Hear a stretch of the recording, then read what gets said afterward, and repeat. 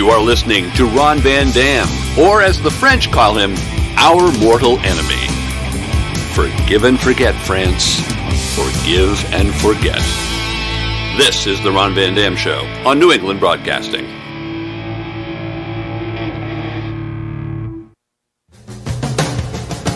Good morning, good afternoon, good evening, good night. It's the Ron Van Dam Show. Thank you. Hold on tight, things can get a bit weird, if you like that sort of thing.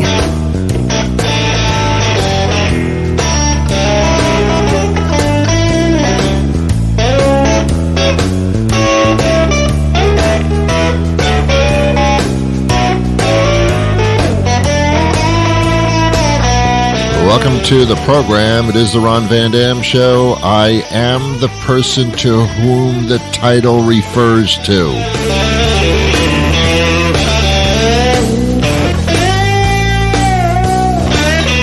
What a lovely day, huh?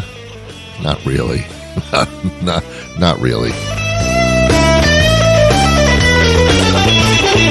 I love the attitude of positive people. It's charming and it's adorable. It's unrealistic, but it's adorable.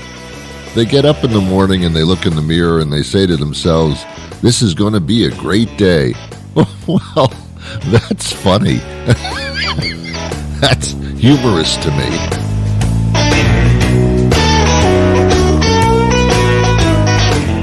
Here's the best day you can possibly have, and I'm being very serious about it, and it's going to sound a little odd, but here's the best day you can possibly have. Do not interact with anybody. Oh my God, what a wonderful day that is usually. Because then you're totally in charge of everything that happens. As soon as you start mixing with other human beings in the course of your day, you start to realize this is not good. As soon as other people's opinions and thoughts and words start bombarding you in relationships or in encounters with other human beings, you start to realize, this isn't working out.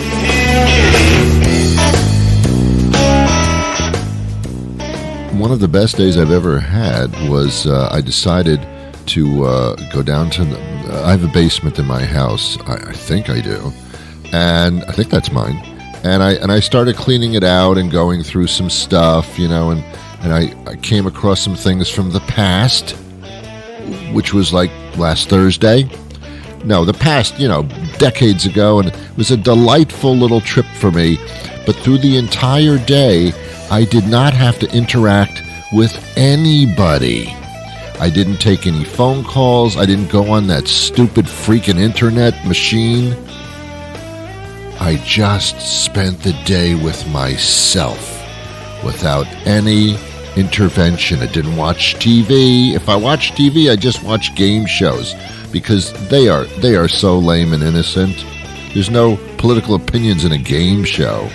And I cleaned my basement. What a lovely day it was. And I had a bowl of spaghetti on top of it.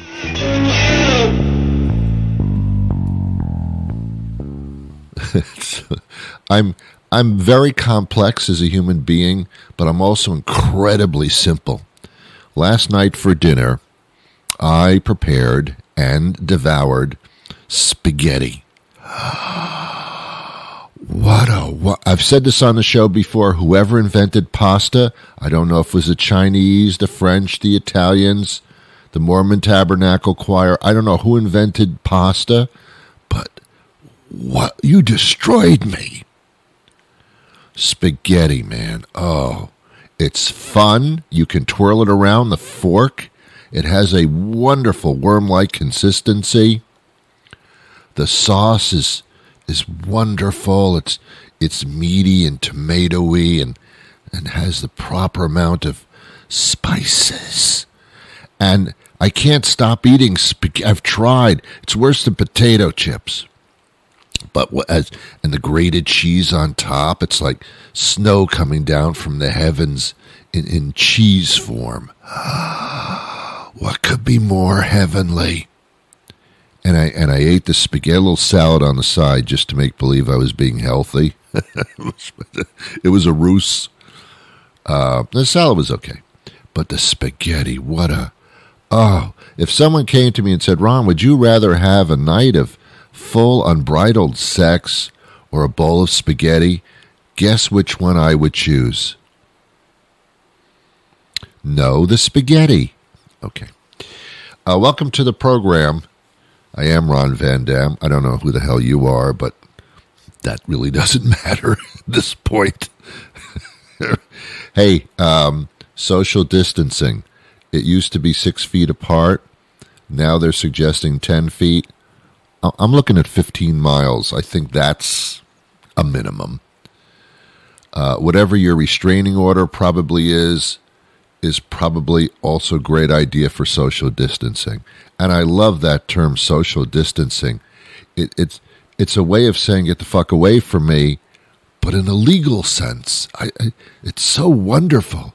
Yes, I've decided through much consideration that we should social distance ourselves. Still being social, but distancing. There'll be a distance between us. You'll be there, I'll be here. There'll be distance, but socially. Not really physically. Social distance. Oh, that's so beautiful. Who came up with that phrase, social distancing? I love it.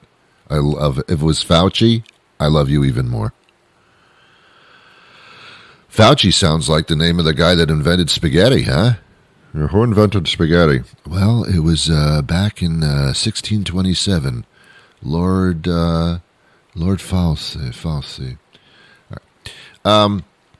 How are you? By the way, unless you're fully dressed, I really don't want to do this because images form in my head, and if you're sitting there naked listening to this show, I can't handle it. I can't. Put some pants on. That should be a mantra. Put some pants on. Yeah. I don't know if Buddha wore pants. My impression of Buddha was quite a large, really happy, rotund man who wore a diaper and promoted peace while wearing a diaper. I know Buddha probably wore some clothes, but I'm not really familiar with them. It's not important that I am. I'm just saying. I don't recall pictures of Buddha wearing pants. Yesterday I was watching a television... No, it wasn't a television commercial. It was a situation comedy, which is really not the case. It wasn't funny at all. I don't remember the name of the show. I'm really sorry because it doesn't make any difference. It was a horrible situation comedy on CBS, of all stations to have situation comedies. And the lead character, or one of the wife of the lead character, I don't know, some character in the situation comedy, she's wearing jeans, and the knees were like totally cut out. But not only were the knees cut out on the jeans, but the threads of fabric were like just hanging there. The rest of the jeans were like perfect, but the knees were all shredded in the jeans, and I was just taken aback. I mean, I've seen, they're called distressed jeans. They're distressed. They're distressed. We've given them human social attributes. Those are very nice jeans you have on. Why, thank you. They seem a little distressed. Are they in distress? Can I save them? I don't know when it started, and I don't know when it's going to stop. This is like disco in a way.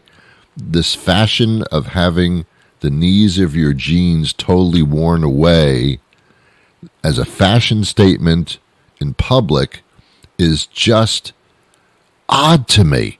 If you really look at it for what it is, it's so fucked up it's not funny.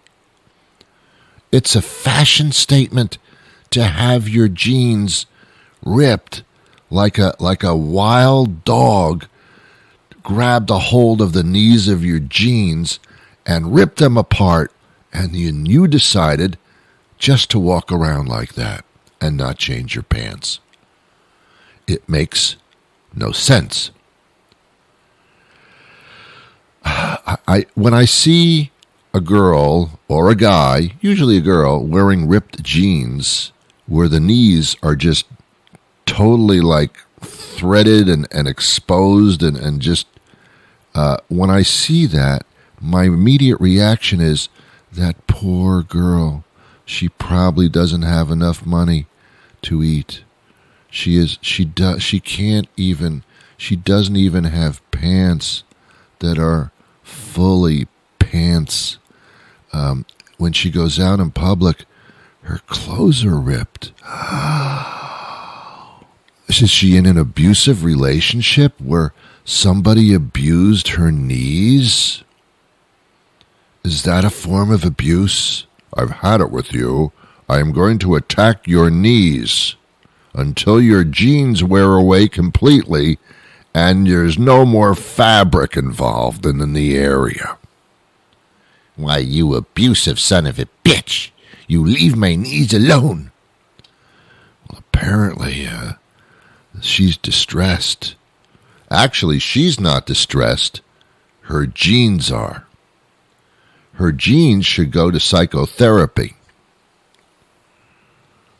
You see that, a psychologist talking to a pair of jeans on a couch.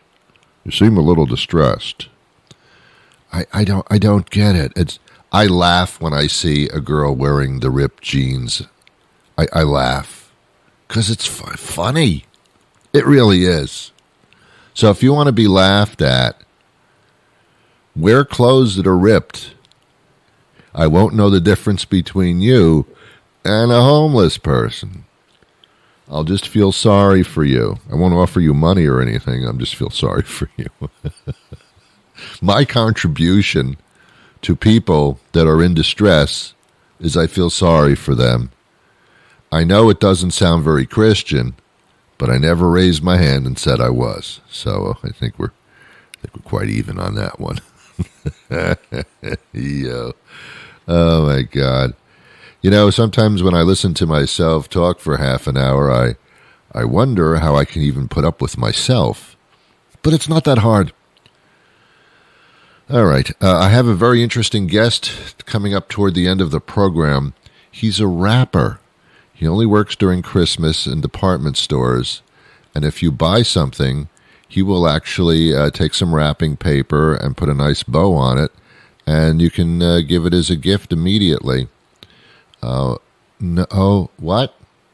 He's not that kind of rapper? I don't understand. He's what? Oh, that kind of rapper without the W. They need to clarify. If someone is a rapper, you have to say, I am a rapper without the W. Then I will understand what you do for a living. That's different. It's like AFib, not caused by a heart condition. That's all right. I have AFib. That's horrible. Not caused by a heart condition. Oh, that one. So I have a rapper on the show. He is actually, I'm looking forward to speaking to him because he uses his talents rapping gifts as, what, again? Oh, he doesn't rap gifts. I'm sorry. It's a rapper without the W. He uses his talents to educate children. Instead of just standing in front of the classroom, he actually raps the lessons. I think that's fantastic. I think it's fantastic. I remember when I was going to school, and that was a long time ago. Oh my God, they were discovering America. They called corn maize. It was a long time ago when I was in school. And most of my teachers were boring as hell. They just stood in front of the classroom and rattled off these words that made no sense to me, talking about things that I didn't care about or probably never would, and it actually never did. But then there were a few teachers, not many, but there were a few teachers that really were good at it, that really made it interesting or humorous or fun. Teachers, you got to understand something, man. You can't just stand in front of people and aimlessly talk about crap. They don't care. You're not going to captivate most of... It's your job. Let me explain. I love teachers, by the way. What a wonderful job that is. And what an incredible contribution to society teaching is. If you taught in a school system for years, at the end of your life, you can say, I made a difference, because you really did. But you have to do it well. You have to captivate your audience. Teaching is like performing. I'm sorry, but it is. I'm sorry to say that, and I apologize, and I'm sorry. But teaching is like performing. You have to play to your audience. And if you have the attitude, well, I'm the teacher, and you kids, you listen to every word that I say, no matter... No, you got it wrong. It's your job, J-O-B, I think I spelled it correctly. It's your job to captivate those children. And there are ways to do it. So, as a result, my guest is indeed a rapper who, during the Christmas holidays, works in a... What? Oh, that's right, a rapper without the W. Got that wrong again. And yeah, he's going to join us momentarily. Until then, I keep saying, I've been saying this for years, this is the only talk show where I legitimately and honestly care about you, because in the course of the program, on just about every show, I ask you how you're doing, and I say those words. How are you? How are you doing? I don't just sit here and talk. I know that I'm talking to you, and I actually ask you, how are you doing? But legitimately, I really don't care. Okay. That's the way we should go through life. Life is like that. People, you see people that you know in the streets wearing jeans with ripped around the knees, and you say to them, "Hey, Bob, hey, how you doing?" You don't care how they're doing. Stop lying to people. Stop being so phony, or keep doing it. It's the only thing that keeps us together. Hey, Bob, how are you? I don't care. Because if they respond by saying anything other than good, if it's anything else, you're in for a horror story that never seems to end. Don't open that door. Hey, Bob, how you doing? Oh, I went through a horrible medical situation last year, and the kids are just awful. They're really going down the tubes. There's drugs involved and horrible things. Their clothes are ripped around the knees. I know it's just oh my God, life is just really difficult right now, and I know so many people that are sick, and it's just I don't know. Well, glad I asked, Bob. You take care of yourself, okay? You can bye. No, the proper response to every one of those questions is good, fine, whatever. It really is. No.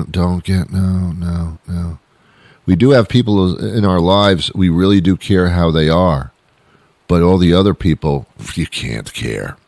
Unless you belong to a church organization. They teach you to care about everybody. Everybody is a good soul, and you must care for everybody. I don't know. I find that humorous. Whatever.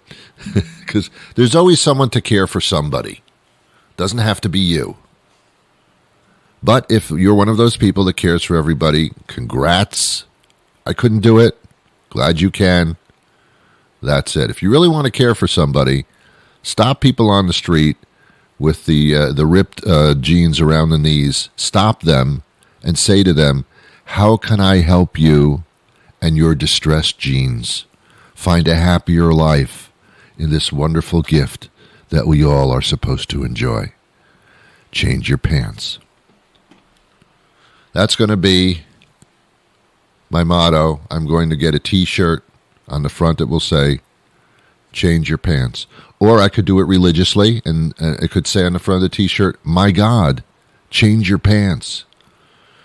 Getting God involved in something like that is always a good thing to do. It captivates people. Look, there's a religious guy. It says on his T-shirt, my God, change your pants. Wow. Okay, my guest is going to join us momentarily. He is a rapper, and we'll find out just how you get the corners of those gifts to lay so flat before you... What? Oh, it's not that kind of...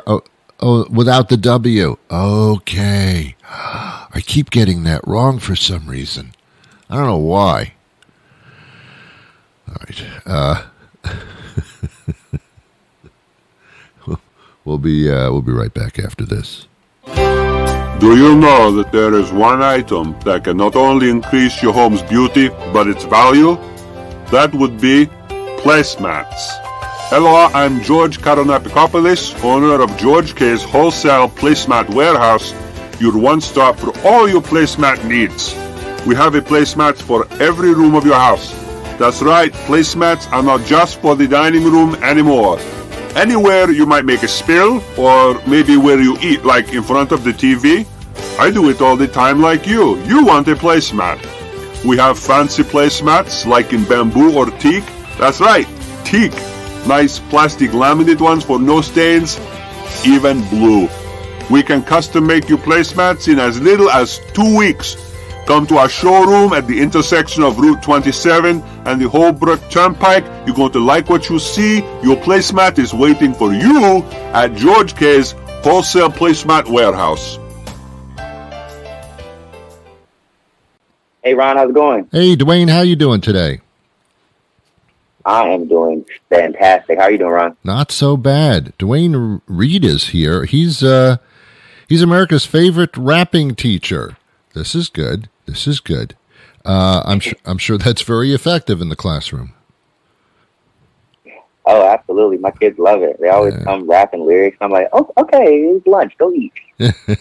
Anything to engage the kids, and this is great. We're talking about introducing science into our youth at home. I wish we could do the same to adults, if you know what I mean, because adults don't seem to understand what science is sometimes, but children should, and this is a wonderful way for them to get involved. I remember when I was going to school, by the way, none of my teachers rapped, unfortunately. Otherwise, I wouldn't just be doing radio. Anyway, but I was always engaged when they did some type of a science engagement experiment.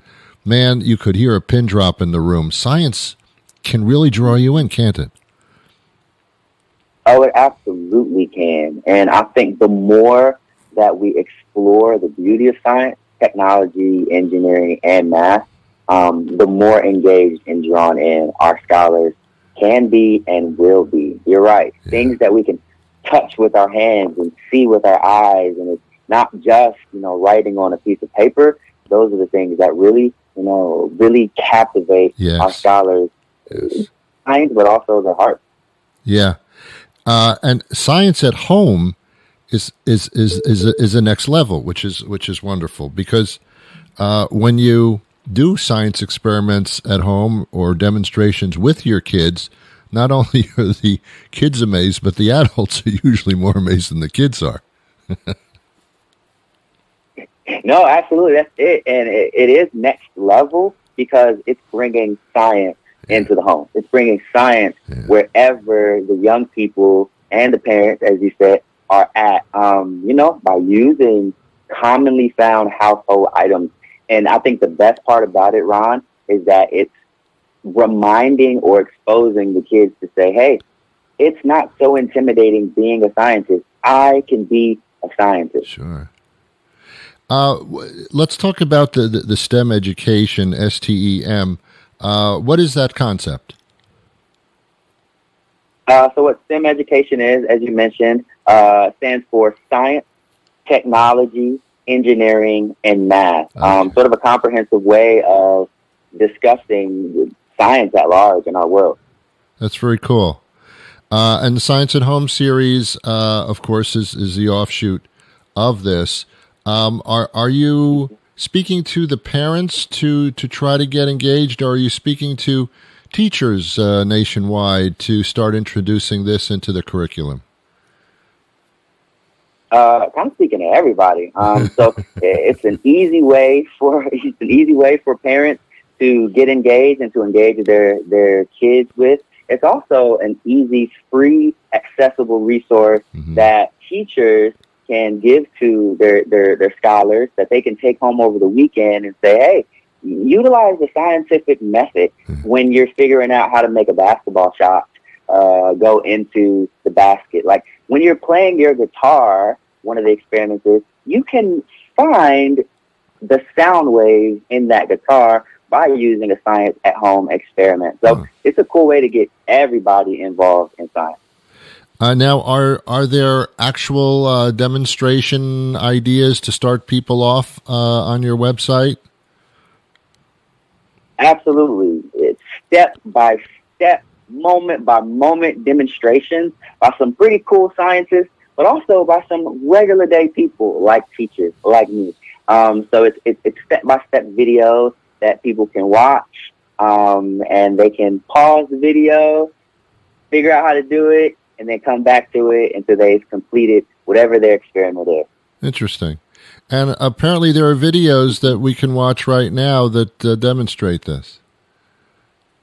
Absolutely. We can watch those videos. There's about 30 plus videos you can watch at 3m.com/science at home. You can check out all those videos. Wonderful. You know, I'm always amazed at magic. We all know that magic can't really occur. You can't have things appear out of nowhere necessarily. There's a trick to it. But science and magic kind of go hand in hand because in the magic world, a lot of it is based on scientific principles. Oh, absolutely. And I think that's what magic about the magic. Yes. And what a lot of our scholars, when they figure that out, they want to dive deeper into it. I'm thinking particularly of our young Black girls. When they see how things tick and how things work, they say, oh, yeah, I went in on that. So that's what I want to encourage, diversity in STEM education. I hope that there are a lot of teachers listening and school people who are with associations with schools, parent-teacher associations, etc., who can start hooking up with you and this program and start getting into this and open this up. It's kind of, I mean, I hope that we don't have to get into this, going back to school home thing, but kind of fits into that too. I mean, it's kind of solves all ends in a sense. Yeah, that's where it came from, Ron. 3M noticed the need to provide free, accessible resources during distance learning and virtual learning. So that's where Science at Home came from. And it's like reminding people that science does take place anywhere. Let's engage it. Wow. Where do I go for more of this information? More of the information, you can go to 3m.com/science at home. Check out all the info, all the videos, and start doing some experimenting. Right now, I wish I was younger and I could be a student in your classroom, but that would have to be some real magic. It's some real science. Actually, science would not. Oh, man. Yeah. Okay. Hey, Dwayne Reed, thank you so much for your time today. How can people follow you? Can I throw that in? Oh, absolutely. Y'all can follow me anywhere. You can follow people at Teach Mr. Reed, Teach MrReed. Come say hi. Come show me a picture of an experiment. Let's get to it. Sounds great. Hey, pleasure speaking to you, Dwayne. Appreciate it. Well, that'll do it for me today. Thank you so much for being here. I'll be back again tomorrow with a brand new show. But until that time arrives, well, I wish you peace.